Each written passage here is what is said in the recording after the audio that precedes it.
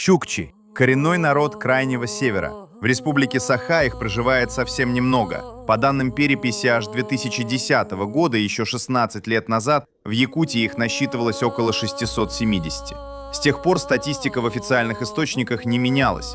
Это крайне малочисленная группа. Их язык и культура вот-вот исчезнут. Русские с особой неприязнью относились к этому народу. Вспомним, сколько унизительных анекдотов о этом народе было придумано в советское время. И все это имеет объяснение. Чукотский народ – это единственный народ, который русским не удалось захватить силой. Больше 100 лет они отстаивали свою территорию, отказывались платить ясак и вели войны с Российской империей.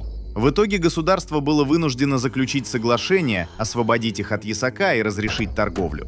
Однако затем начались другие формы давления – экономическая зависимость, постепенная ассимиляция, спаивание и разрушение традиционного уклада. Исторически чукчи занимались оленеводством и морским промыслом.